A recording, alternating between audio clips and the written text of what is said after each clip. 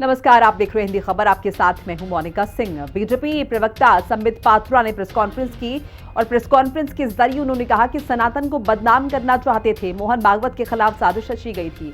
सेना, संत, सनातन और संविधान पर आक्रमण था।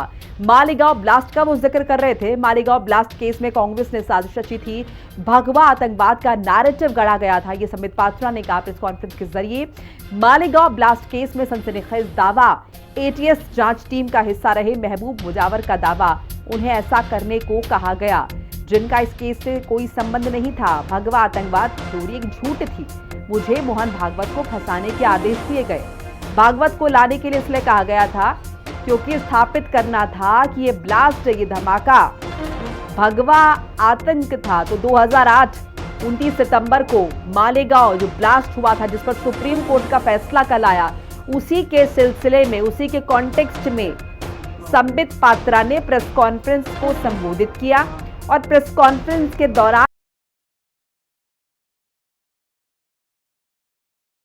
किया गया एक नैरेटिव गढ़ने की कोशिश की गई जिनका इस मामले से कोई संबंध नहीं था। उन लोगों पर झूठे आरोप लगाए गए, उन्हें फंसाया गया। इस बीच ये भी बात जो है वो सामने आई इस केस से जुड़े हुए एक पुलिस अधिकारी की कि कहा गया की तरफ से कि मुझे जानबूझकर ऐसा करने के लिए कहा गया। तो संबित पात्रा ने कहा कि सनातन को बदनाम करने की बड़ी कोशिश थी, बड़ी साजिश थी। खासतौर से मोहन भागवत को लपेटे में लेने की कोशिश जो है सेना, संत और सनातन सभी पर प्रहार था ये। और मालेगांव ब्लास्ट के जरिए इन सभी को फंसाने की कोशिश और देश भर में एक नैरेटिव गढ़ने की कोशिश।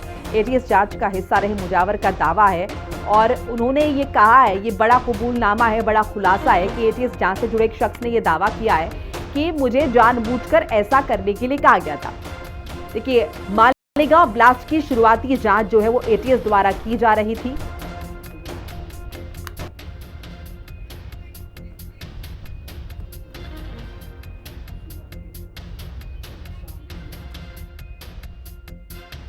प्रक्रिया हुआ है मालेगांव के ब्लास्ट का। 17 वर्षों बाद निर्दोष घोषित किए गए हैं। जो साथी निर्दोष घोषित किए गए हैं भारतवर्ष के, उनमें से एक सेना में है, उनमें से एक साध्वी है।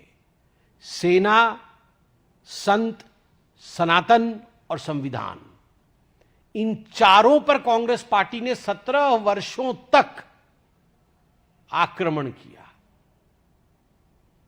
कांग्रेस पार्टी ने एक सुनियोजित ढंग से 17 वर्षों तक सेना, संत, सनातन और संविधान, इनके ऊपर निरंतर आक्रमण किया। मगर सत्यमेव जयते, अंत में सत्य की ही जीत होती है और सत्य की ही जीत हुई है। मुझे लगता है कांग्रेस का प्रिय गाना है, वोट बैंक रिझाना है, हिंदुओं पर निशाना है, सनातन को निपटाना है। सनातन को निपटाना है, यही उनका मुख्य उद्देश्य है। एक बार तो मेरे ख्याल से, अगर मैं गलत नहीं हूं, तो खड़गे जी ने तो बोलते बोलते ही कह दिया था अपने भाषण में कि हमें सनातन को खत्म करना है, सनातन को निपटाना है। ऐसी बात बोले तो मेरे को जो मेरे वरिष्ठ अधिकारी है, मेरे बॉस जो थे परमवीर सिंह थे और उसके ऊपर के अधिकारी थे, उनका आदेश था उनको मोहन भागवत को उठा के लाओ, ऐसा था। और तब उस वक्त भगवा आतंकवाद का कंसेप्ट चल रहा था मीडिया के अंदर, और ये जो झूठे काम करने के लिए मेरे को बोला तो मैंने नहीं किया। उसकी मेरे को सज़ा मिली, झूठा काम नहीं करने से मेरे को अटक किया गया, जेल में डाला गया और मेरी बदनामी की गई। फिर मैं वो केस के अंदर मेरे पास जो भी एविडेंस है वो मैंने कोर्ट में पेश किया और मैं निर्दोष छूटा। ये निर्दोष जो छूटा वो मैं 10 साल हो गए ये बात को, और ये डॉक्यूमेंट में एनआईए के कोर्ट में गई ये डॉक्यूमेंट, और उसका भी कुछ ना कुछ उसके अंदर नोट है। तो देखिए, जाहिर तौर पर यह बड़ा खुलासा हो जाता है क्योंकि अगर एटीएस जांच टीम का हिस्सा रहे महबूब मुजावर इस तरीके का दावा कर रहे हैं तो अब इससे ज्यादा और क्या ठोस सबूत की दरकार है। भगवा आतंकवाद थ्योरी एक झूठ थी, ये कहना है बीजेपी प्रवक्ता संबित पात्रा का उन्होंने बाकायदा प्रेस कॉन्फ्रेंस को संबोधित किया और इस बात का दावा किया। उन्होंने कहा कि कहीं ना कहीं आतंकवाद, भगवा आतंकवाद का जो नैरेटिव है वो गढ़ने की कोशिश की गई है कांग्रेस पार्टी द्वारा। बहरहाल मेरे साथ मेरे सहयोगी जुड़ चुके हैं नवीन निशांत।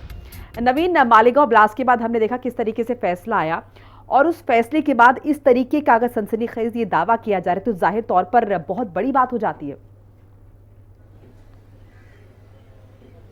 बिल्कुल, देखिए कल मालेगांव ब्लास्ट केस में एनआईए कोर्ट का फैसला आया और इस मामले में जितने लोग अभियुक्त बनाए गए थे उन सभी को बाइज्जत बरी कर दिया गया। उसके बाद उस समय जो एटीएस टीम का हिस्सा रहे थे महबूब मुजावर, उनका एक बयान आता है और वो ये कहते हुए सुने गए कि जिनका संबंध मालेगांव ब्लास्ट केस से नहीं था उन्हें भी इस मामले में फंसाने की साजिश चल रही थी। सरसंघचालक जो राष्ट्रीय स्वयंसेवक संघ के प्रमुख हैं मोहन भागवत, उन्हें भी फंसाने का जो प्लानिंग थी वो की जा रही थी और जब महबूब मुजावर ने ये काम नहीं किया तो उनको भी कई तरह की जो सजा है वो दी गई थी। तो इशारा बहुत क्लियर है कि जो भगवा आतंकवाद का जो कॉन्सेप्ट उस समय गढ़ा जा रहा था उसको और मजबूती देने के लिए जा रही थी। अब ये देखना भी जरूरी है कि क्या ये सरकार की तरफ से कोई ऑर्डर आया था या फिर एटीएस पर किसी तरह का दबाव था, क्योंकि एटीएस ने इस मामले की प्रारंभिक जांच की थी और उसके बाद ये पूरा मामला एनआईए में ट्रांसफर कर दिया गया था। और कल जिस तरह से कोर्ट ने अपना जजमेंट सुनाते हुए कहा कि जो इन्वेस्टिगेशन ऑफिसर हैं उन्होंने कई स्तर पर लापरवाही की, जो जांच एजेंसियां हैं वो सही सबूत जमा करने में विफल रही और जिस तरीके से सभी अभियुक्तों को इस मामले में बरी कर दिया गया, तो इस दावे को और भी जो बल है वो मिलता है कि आखिर किसके इशारे पर एटीएस मोहन भागवत जैसे जो बड़े नेता हैं उनको फंसाने की साजिश रख रही थी। और यही वजह है कि भाजपा के प्रवक्ता और सांसद संबित पात्रा ने भी इस पूरे मामले में प्रेस कॉन्फ्रेंस करके कांग्रेस सरकार पर निशाना साधा, क्योंकि उस समय कांग्रेस की ही सरकार थी और जब मालेगांव ब्लास्ट हुआ था तो उस समय एक भगवा आतंकवाद का जो कॉन्सेप्ट था वो बहुत ज्यादा सुर्खियों में रहा था, क्योंकि इस मामले में जिनकी गिरफ्तारी हुई थी साध्वी प्रज्ञा की, वो कहीं ना कहीं एक कट्टरवादी हिंदू नेता मानी जाती थी। कर्नल जो पुरोहित थे वो भी कहीं ना कहीं उदारवाद सोच के माने जाते थे। तो अब जबकि जो एटीएस के सदस्य रह चुके हैं उनका जो बयान आ चुका है, उन्होंने साफ कहा है कि ऊपर से दबाव था कि मोहन भागवत जैसे लोगों को इस पूरे मामले में प्लांट किया जाए, उन्हें फंसाया जाए।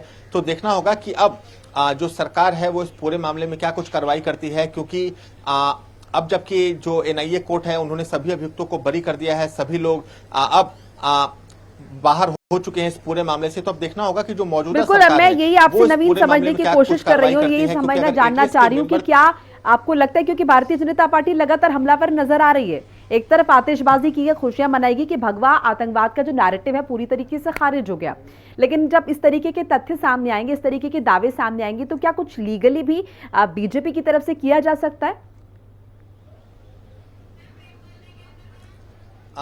देखिए, इसमें लीगली निश्चित तौर पर बीजेपी चाहे उनकी सरकार है वो चाहे तो इस मामले में कार्रवाई कर सकती है, क्योंकि एटीएस का मेंबर जो उस समय जांच कमेटी का भी मेंबर रहा था, उसके द्वारा अगर ऐसे आरोप लगाए जा रहे हैं कि उसे जानबूझकर लोगों को फंसाने के लिए इसमें कहा जा रहा था, तो निश्चित तौर पर जो महाराष्ट्र की सरकार है वो इस मामले में चाहे तो जांच आगे करा सकती है।